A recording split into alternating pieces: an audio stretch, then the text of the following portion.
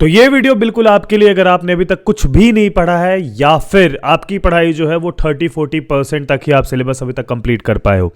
इस वीडियो को पूरा देखना, क्योंकि इस वीडियो में मैं 3 फेजेस में आपको बता रहूंगा कि लास्ट 30 डेज में आप अपनी प्रिपरेशन कैसे कर सकते हो। ये वीडियो एक proper road map strategy video है। इसमें हम लोग कोई मोटिवेशन वगैरह की बातें नहीं करेंगे, बिकॉज आई थिंक कि अभी वो चीज़ ज़्यादा एप्लीकेबल नहीं होगी। एप्लीकेबल होगी वो तरीका जो आपको एक्चुअली यहां से 0 के मार्क्स से उठा के उस मार्क पे पहुंचा सकता है, जो आपको एक अच्छे खासे डिसेंट मार्क्स की ओर लेके जाएगा।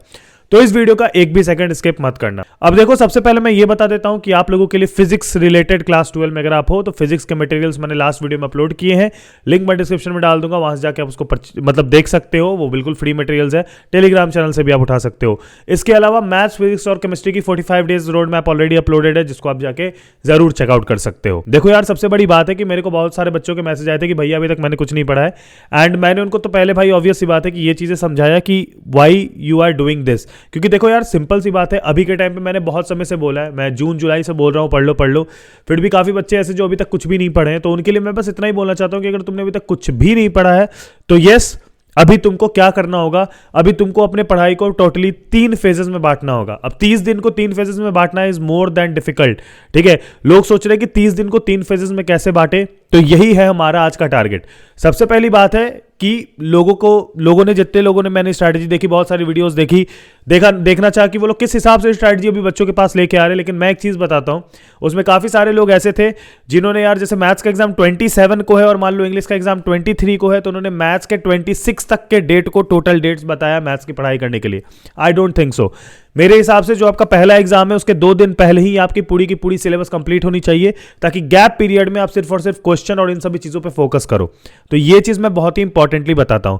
और उस गैप पीरियड में आपके लिए जो सबसे मेन और सबसे इंपॉर्टेंट चीज होगी वो होगी last minute preparations. Last minute preparation यार जो आपका है वो अभी सबसे ज्यादा काम आने वाला है, रादर देन कंप्लीटिंग और सिलेबस इन दीज टाइम। ठीक है, अब देखो यार, ऑब्वियस सी बात है, लास्ट मिनट प्रिपरेशन करनी है, और लास्ट मिनट प्रिपरेशन के लिए मैंने एक बहुत ही अच्छी चीज ढूंढी है, जो कि मेरे हिसाब से वन ऑफ द बेस्ट है राइट नाउ।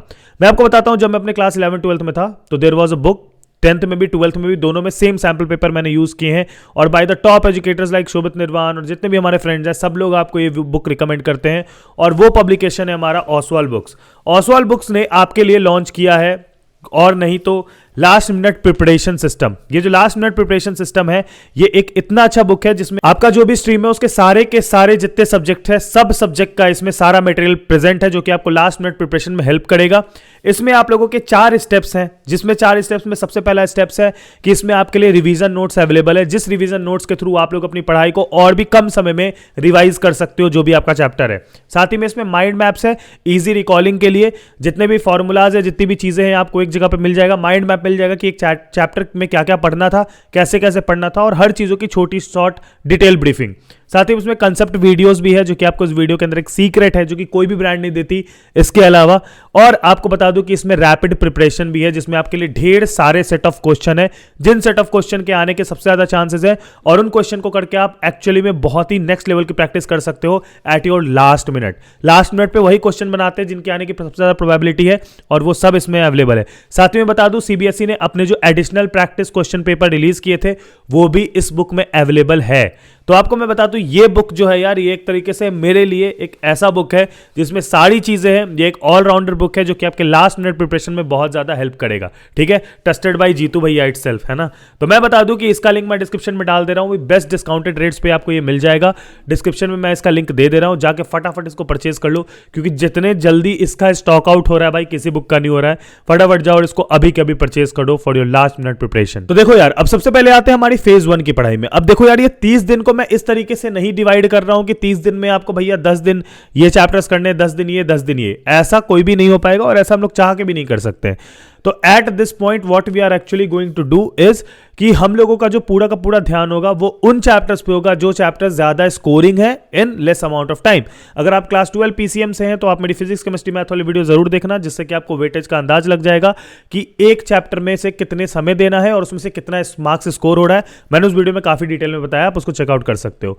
हालांकि अगर आपको इसको और ईजी करना है, इतना ज्यादा कॉम्प्लेक्स नहीं करना है, तो आप सीबीएसई की साइट पर जाइए, आप अपने फिजिक्स केमिस्ट्री मैथ या आप 10th में पढ़ते हो तो जो भी है आप उसका सिलेबस सर्च कीजिए। जैसे कि अगर मान लो मैं फिजिक्स क्लास 12 की सर्च कर रहा हूं तो मैं सिंपली लिखूंगा physics class 12 boards 2024 CBSE syllabus. तो आपको जो पीडीएफ फाइल मिलता है सीबीएसई की वेबसाइट पे, उस पे आपके चैप्टर के साथ नंबर ऑफ पीरियड्स और मार्क्स ऑब्टेन्ड लिखा रहता है कि एक चैप्टर पे आपको नंबर ऑफ पीरियड्स कितने लगने हैं और उससे आप मार्क्स कितना ऑब्टेन कर सकते हो। वो सारे चैप्टर जिनका नंबर ऑफ पीरियड्स कम है और मार्क्स ऑब्टेनिंग उससे अच्छी अमाउंट में हो रही है, आपका मेन फोकस अभी वही होना चाहिए। ठीक है, जैसे मैथ जैसे सब्जेक्ट में सारे बच्चे कैलकुलस पे पढ़ जाते हैं, बट अगर आप कैलकुलस छोड़ के बाकी पूरा पोर्शन कर लो तो आपके 45 मार्क्स इजीली सिक्योर हो जाते हैं, जिसमें कि सारे चैप्टर 1 से 2 दिन में इजीली कवर अप हो सकते हैं। मैट्रिसेस डिटरमिनेंट जैसे चैप्टर 3 दिन में पूरी तरीके से खत्म किए जा सकते हैं। तो ये सारी चीजों को आपको ध्यान में रखना पड़ेगा। तो आपकी जो फेज 1 की पढ़ाई होगी वो उन सारे चैप्टर्स को लेके होगी जिन चैप्टर्स में आपको कम से कम समय देके ज्यादा से ज्यादा स्कोर हो जाता है। ठीक है, सेकंड में हम लोग आएंगे फेज 2 में। तो अब हम लोग उन चैप्टर्स को टैकल करेंगे जो चैप्टर्स हमारे मीडियोकर लेवल के हैं और वो चैप्टर जिससे कि सेकंड हाईएस्ट मार्क्स आप स्कोर कर सकते हो। अब देखो यार, सबसे पहले हमारी प्रायोरिटी, एक चीज एकदम दिमाग में बैठा लो, दैट आवर प्रायोरिटी इज कि हमें एक गुड सेट ऑफ मार्क्स बनाना है कि हम सक्सेसफुली आगे जा सके। क्योंकि देखो यार, ऑलरेडी जनवरी 18 हो चुका है और बोर्ड्स में मुश्किल से 1 महीना भी नहीं बचा है पूरी। और इस मोमेंट पे मुझे पता है कि ज्यादातर लोग अभी बहुत ज्यादा लैग करेंगे, उन्हें समझ नहीं आ रहा होगा कैसे करें, क्योंकि अभी कैलकुलेटिव रिस्क लेना पड़ेगा। कैलकुलेटिव रिस्क इसलिए लेना पड़ेगा क्योंकि टाइम बहुत कम है और अपना जो काम है वो बहुत ज्यादा है। ऑब्वियस सी बात है, ये तो मैं एकदम क्लियर बोल रहा हूं कि सिलेबस पूरा का पूरा नहीं निपटाया जा सकता इन दिस टाइम अगर आप डिटेल्ड में जाओ। लेकिन अभी एट दिस पॉइंट हमारा जो पर्सपेक्टिव होना चाहिए वो डिटेल्ड नहीं होना चाहिए। Right now our main goal is कि हम लोग सारे के सारे जितने भी हमारे चैप्टर है उसमें एक डिटेल्ड वन शॉट देखें। अब मेरे से पूछोगे तो फिजिक्स केमिस्ट्री मैथ के लिए डायरेक्ट सजेशन मेरा यही रहेगा, क्लास 10th वालों के लिए भी यही रहेगा। पूरी ध्यान से सुनना कि अगर आप फिजिक्स पढ़ रहे हो तो आप अभी फिजिक्स बाबा 2.0 करके एक चैनल है, अभी शायद रैंक प्लस या कुछ ऐसा हो गया चैनल का, पता नहीं यार, देख लेना उसके प्लेलिस्ट में जाके 2019 के फिजिक्स के लेक्चर्स देख लेना, उससे आपका फिजिक्स कवर अप हो जाएगा। ठीक है, नहीं तो अगर आपको वन शॉट देखना है डिटेल में तो एक सचिन सर फिजिक्स है, आप उनका भी देख सकते हो। ये सारे कुछ अच्छे एजुकेटर है जिनको भी आप फॉलो कर सकते हो फॉर योर वन शॉट। ठीक है, केमिस्ट्री में कीप एजुकेटिंग योरसेल्फ करके एक चैनल है, सिर्फ उसी से वीडियो देखना, उससे तुम्हारा पूरा का पूरा केमिस्ट्री निपट जाएगा। बड़े बड़े चैप्टर्स भी 4 घंटे में निपटा रखे हैं और मात्र 10 चैप्टर करने को तो 15 से 16 दिन में उसका हिसाब क्लियर हो जाएगा।